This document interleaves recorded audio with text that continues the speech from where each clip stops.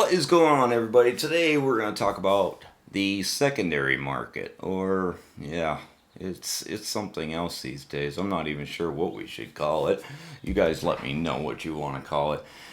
The secondary market used to be really good for you guys to get deals on hard to get knives, used knives, and it still sometimes can be, but there's a lot of things that you really need to be very careful about. One of the things that I like to do personally is to go onto a website that still has pricing for older knives, especially ones that aren't currently being made. Blade HQ is pretty good about that. You can go on, you can put in what you're looking for, even though it'll be unlisted and stuff. It'll still have the price of what it cost when it first came out, and it's super helpful, super great. So no matter really even how it could be 4 or 5 years old, or just 2 years old, or just out of stock currently, and it'll tell you exactly how much it costs. So it's great to just have a good idea, especially if you're newer to the knife market and you're looking for certain knives and you're not exactly sure what they cost new. So great little thing that I like to do too. Buying knives is super crazy. This knife here sold out in, I think, 6 minutes. The PM2 Tanto sold out when it first came out. This is the first run that when it first came out, and it sold out in like 6-7 minutes, something like that. And they went for like double and triple 2 days later, as soon as everybody got them in stock. Vero Engineering, this is the Impulse Mini. Most of his knives, as soon as they come out, they sell out like literally in minutes, and they can be double, triple, quadruple as soon as people get them in stock. Strider SNG, not a new knife by any stretch of the imagination, but is going. I paid $800 for this. It's basically double what it originally cost, which was about $450 to $500 for the G10. Now this is the aluminum presentation side. There we go. Knew I'd get it out eventually. And originally it was G10, and those knives were in rough shape. They had a lot of bad lock stick, and the G10, it was not always that great either. I've had a few versions of them. So this one's definitely a lot better. Action's great. The overall knife is just way better than it was. Is it worth double? Yeah, again, argumentative. I mean, the materials are better, but not so much better that it should equal that kind of a price. I bought a knife that I paid a little over double for, and it was worth it for me. Do I say it's worth it for everybody? No. I mean, I obviously bought it for the channel. I bought it to do comparisons for you guys.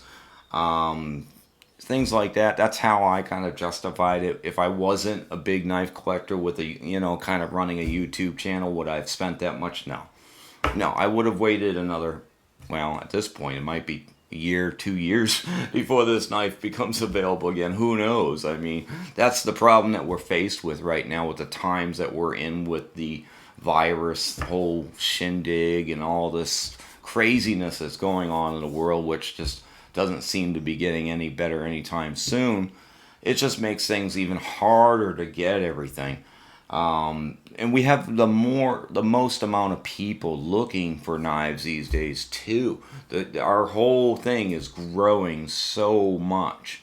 Whether or not we've hit the height of it, I don't know. We might not. It might keep going up. We might keep gaining, and it's good. It's good that we're gaining people over into knife collecting, knife enthusiasts, people that just really enjoying things. I mean, we've got knives that are fabulous as far as their overall materials and quality and fit and finish. I mean, I don't think I've ever seen, for the money that we're spending, the quality, fit and finish and materials, we're in the greatest time there is to be into knives. So whether or not we've hit the top, I don't know, we'll see. But even gear, EDC gear is insane. I mean, garage built gear's bag is a perfect example. I have tried to buy that thing a couple times. It sells out in like 23 seconds, and you can't. And it's $50 bag, and it goes for the next day. It goes for $300-400, sometimes more. It's like, what? It's a little bag that you can stick a couple knives into. It's like, wow, that's crazy.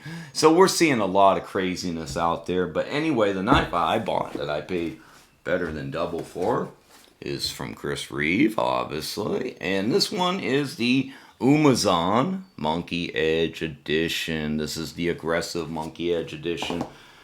He's done the regular cross hatching. I forget what they even call it, but they've done a few different versions that they call Monkey Edge, but this is the aggressive version. Some people liked it, some people don't. I like it. I like the fact that they did something different rather than just taking the cross hatching that Reeve has on his regular Umnumzaans that everyone has, but to each his own. But we'll take a quick close look at that right now, guys.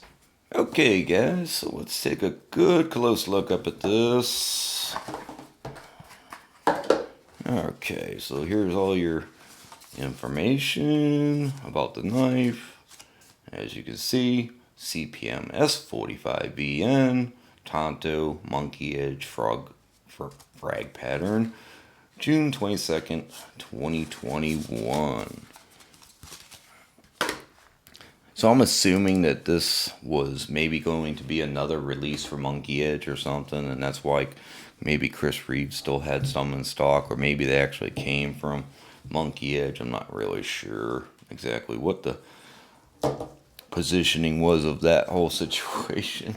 But so there you go. That's the crazy Monkey Edge Edition frag pattern that some guys don't like. I guess they don't like it because of the way it kind of cuts around and does all kinds of stuff like that. I don't know. I kind of like it. I think it's actually very grippy, very nice for getting the knife overall. You get a really good traction on it. But there you go. Yeah, I think that's very, very nice. It's very grippy, very nice indeed. Oh, she's stiff. Definitely going to take some breaking in there. She'll take a little bit of rust. There you go. But yeah, that's it. Umnumzaan Tanto. The nice sloop down in the middle. I wish they did the harpoon on the Tanto version. They only do it on the drop point version. That would really make this knife even better. But and you got your Monkey Edge monkey over here on the over travel stop. Typical everything else Reeve. But yeah, that's very nice. I really like the Umnumzaan. I know a lot of guys don't really care for how this unlock part of the bar sticks out so much, but it doesn't really bother me particularly. You can feel it, I notice it, but I wouldn't say like it bothers me. I mean, if I got a really good grip, I'm kind of around that anyway. But yeah, that's a very, very nice looking Umnumzaan, definitely for sure. So there you guys go. That is the Monkey Edge Edition from 2021 version. So we will definitely do more comparisons with this knife. I mean, the Umnumzaan is extremely popular in the community, and for good reason, because overall it really is a very hard use, very well performing knife. So there you guys go. We will catch you next time. Make sure you hit that subscribe button. You don't want to miss any of the content we got coming up. And hit that like button because, hey, it brings you good luck. All right, guys. Have a great day. See ya.